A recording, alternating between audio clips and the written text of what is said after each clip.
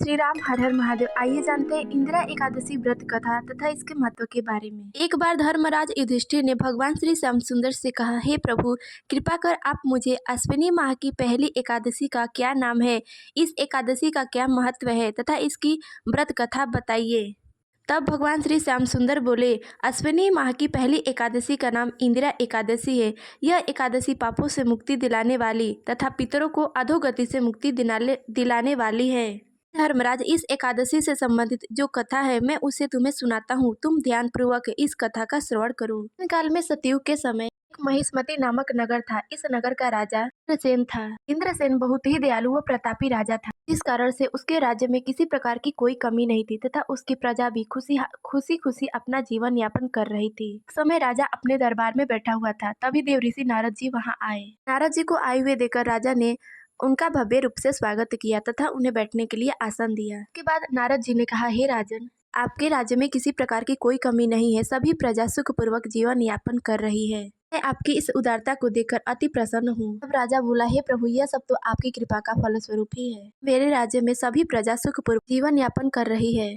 इसके बाद राजा ने नारद जी से उनके महल में आने का प्रयोजन पूछा और कहा, हे प्रभु, आप बताइए कि मैं आपकी किस प्रकार से सेवा करूं जिससे आप प्रसन्न हो जाएं। अब नारद जी बोले, हे राजन, मैं एक बार यमलोक गया हुआ था। यमलोक में मैंने तुम्हारे पिताजी को देखा। हे राजन, तुम्हारे पिताजी भी तुम्हारी तरह बड़े ज्ञानी और धर्मात्मा थे, किंतु एकादशी का व्रत न करने के कारण मृत्यु के पश्चात उन्हें यमलोक जाना पड़ा, जिस कारण वे बहुत ही दुखी है। उन्होंने तुम्हारे लिए एक संदेश भेजा है। राजा ने पूछा, हे प्रभु, मेरे पिताजी ने मेरे लिए क्या संदेश भेजा है, कृपा कर आप मुझे उसे बताएं। तब नारद जी ने कहा, हे राजन, तुम्हारे पिता ने कहा है कि हे प्रभु, आप मेरे पुत्र, जो कि पृथ्वी पर महिष्मति नगर के राजा है, कृपा कर उसके पास जाइए और कहिए कि मैंने पूर्व जन्म में कुछ बुरे कर्म किए हैं, जिसके फलस्वरूप मुझे यमलोक प्राप्त हुआ है। यदि मेरा पुत्र अश्विनी माह के कृष्ण पक्ष की इंदिरा एकादशी का व्रत पूरे विधि विधान के साथ करता है तो तथा इस एकादशी के नियमों का पालन करता है तो मुझे मेरे कर्मों से मुक्ति मिल जाएगी। उसके बाद राजा के पूछने पर नारद जी ने इंदिरा एकादशी व्रत कथा के बारे में पूरे विधि विधान के बारे में बताया। इसके बाद नारद जी इंदिरा एकादशी से संबंधित सभी बातों को बताकर वहां से चले गए।